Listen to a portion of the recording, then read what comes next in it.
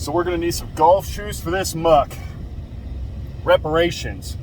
Now this is a conversation that only comes around when we have a Republican as a president. So the Democrats can use it as like a leverage type thing in the race, saying, oh, we're going to make sure we fight for reparations and fight for justice. But then once Democrats become in office, the reparation conversation kind of dies down. If you haven't noticed, you don't really hear much about it in the news right now as it stands with Joe Biden as president. But it's one of those conversations that just comes around during election cycles as another means for the Democrats to try to win and use the black vote in their favor by trying to give them something that they'll never give them. Anyways, the reason why I want to talk about it is because I think reparations is probably one of the nonsensical ideas that we have that always seems to be on the ticket every single year, every single Senate, every single congressional run, every presidential run, always a conversation point. And the reason why I say it's nonsensical and it just can't work is because of how it works. Who is paying, who is receiving?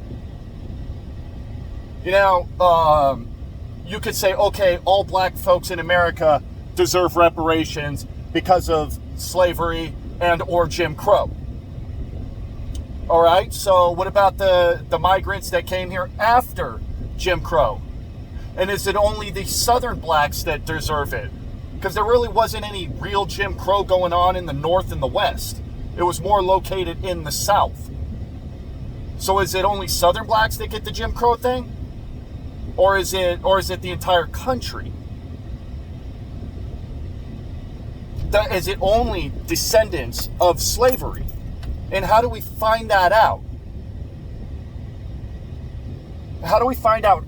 Is it only white people that have family members that have actually owned slaves?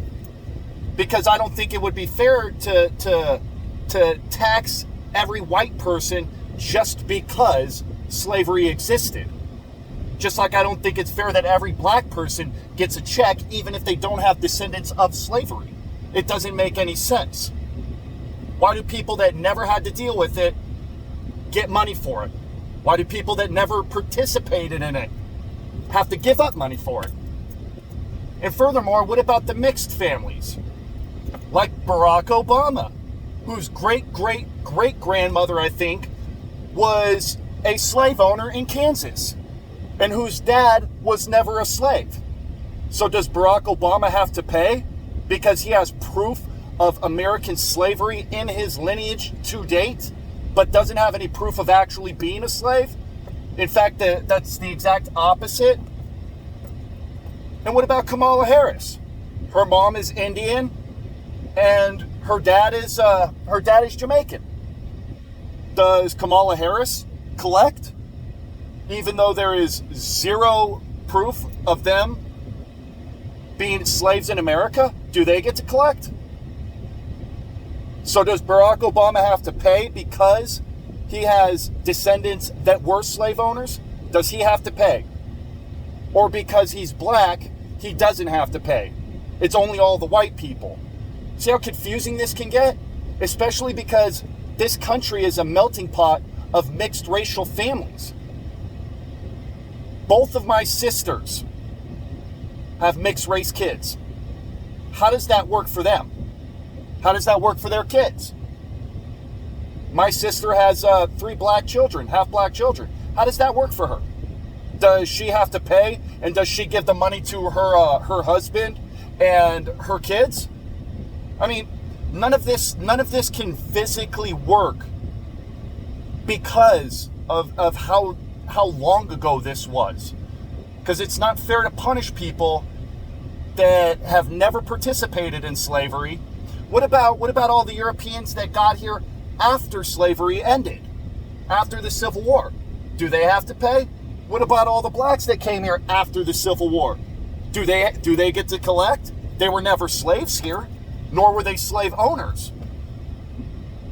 And what about all the black men that actually owned plantations? Recorded around 4,000 black slavers. Do their descendants have to pay? or because they're black, they get to go on and say, all right, I'm collecting, even though my ancestors were slave owners. I mean, how does that work? What about the American Indians, the Native Americans? They were buying and trading slaves with the Europeans. Do they have to pay? Or are they exempt because they're not white? What about the Hispanics? Same thing for them. And if we're going to do that argument, why can't we just keep going back in history?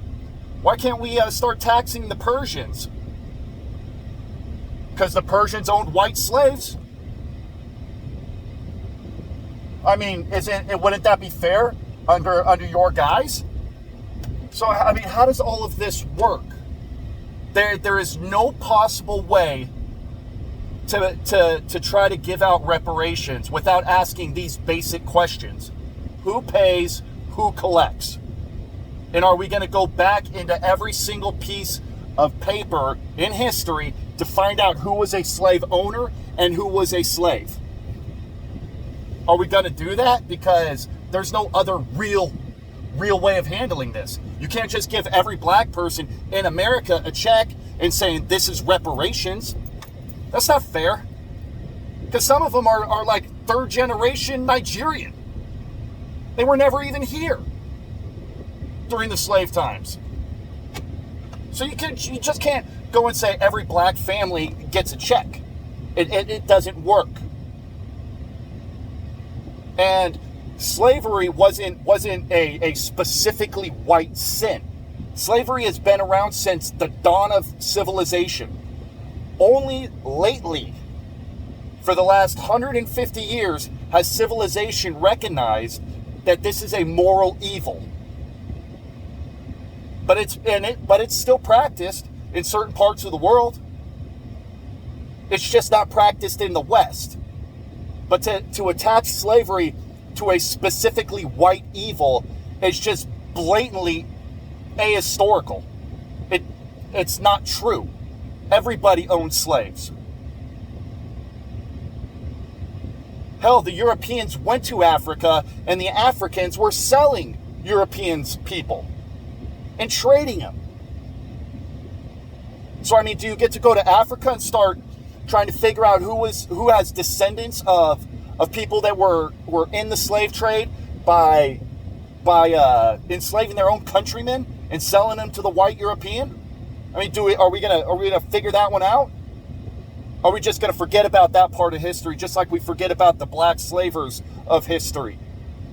Just like we forget about the fact that not every person in America that is black is a slave, is a descendant of slavery. Not every white person was a slave owner or has relatives that were.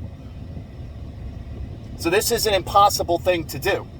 So we need to stop the conversation and say, well, hell, if we're going to do it, we might as well do it the proper way, and we might as well get all of our ducks in a row and figure it all out. Who pays, who doesn't? Because it's impossible. Because according to my book, Barack Obama should be paying. If that's the case, if that's how it works, Barack Obama has to pay because he had documented slave owners in his family line. We need to stop falling asleep at the wheel on this one. Like, comment, share, subscribe.